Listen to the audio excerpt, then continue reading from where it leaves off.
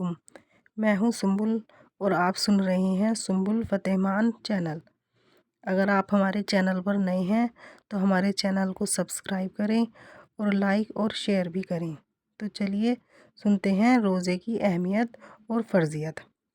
اسلام کی بنیادی تعلیمات میں ایمان اور نماز اور زکوٰۃ کے بعد روزے کا درجہ ہے۔ قرآن شریف میں فرمایا گیا ہے، یا ایھا الذین آمنوا کتب علیکم الصیام کما کتب علی الذین من قبلکم لعلکم تتقون۔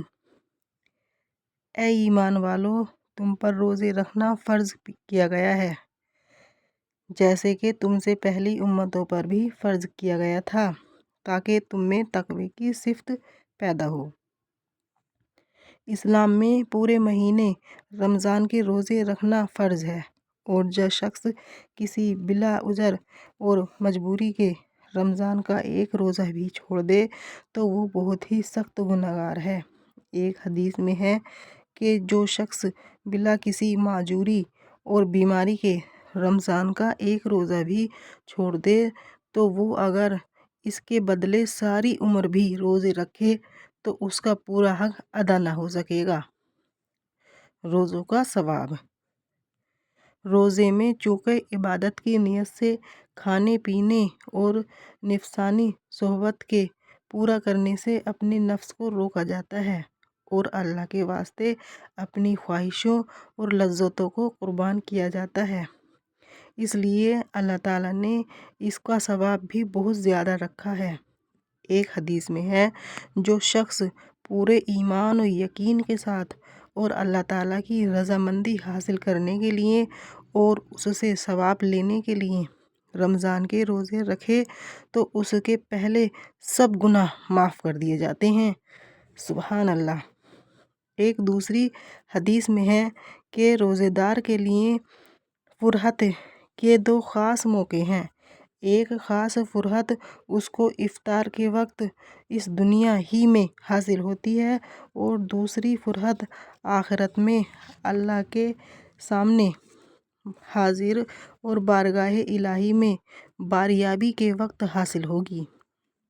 ایک اور حدیث میں ہے، روزہ دوزخ کی آگ سے بچانے والی ڈھال ہے اور ایک مضبوط قلعہ ہے جو دوزخ کے عذاب سے روزے دار کو محفوظ رکھے گا۔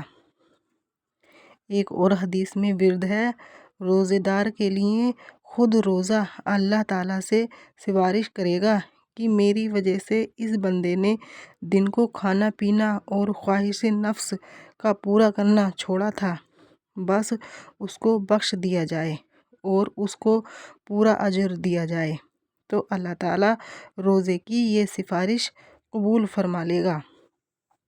ایک حدیث میں ہے، روزے دار کے منہ کی بدبو جو بعض اوقات معدہ خالی ہونے کی وجہ سے پیدا ہو جاتی ہے، اللہ کے نزدیک مشک کی خوشبو سے اچھی ہے۔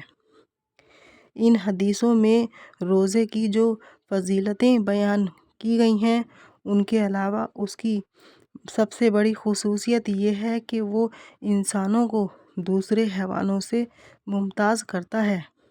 جب جی چاہا کھا لیا، جب جی چاہا پانی پی لیا، اور جب نفسانی خواہشات ہوئی اپنے جوڑے سے لذت حاصل کر لی۔ یہ شان حیوانوں کی ہے، اور کبھی نہ کھانا کبھی نہ پینا اور جوڑے سے کبھی لذت حاصل نہ کرنا، یہ شان فرشتوں کی ہے۔ روزہ رکھ کر انسان دوسرے حیوانوں سے ممتاز ہوتا ہے اور فرشتوں سے ایک طرح کی مناسبت اس کو حاصل ہوتی ہے۔ روزوں کا خاص فائدہ۔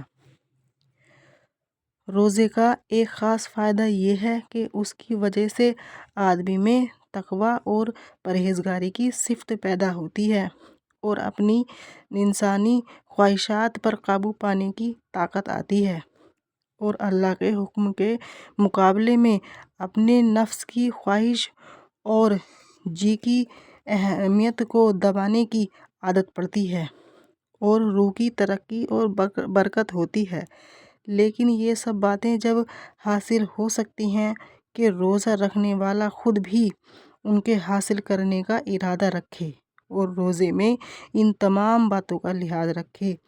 ان کی ہدایت رسول اللہ صلی اللہ علیہ وسلم نے فرمائی ہے کہ کھانے پینے کے علاوہ تمام چھوٹے بڑے گناہوں سے بھی پرہیزگار بنے، نہ جھوٹ بولے، نہ غیبت کرے، نہ کسی سے لڑے جھگڑے۔ الغرض روزے کے زمانے میں تمام ظاہری اور باطنی گناہوں سے پوری طرح بچے، جیسا کہ حدیثوں میں اس کی تاکید کی گئی ہے۔ بہرحال روزے اگر اس طرح کے مکمل روزے رکھے جائیں تو انشاءاللہ وہ سب فائدے حاصل ہو سکتے ہیں جن کا اوپر ذکر کیا گیا ہے، اور ایسے روزے آدمی کو فرشتہ صفت بنا سکتے ہیں۔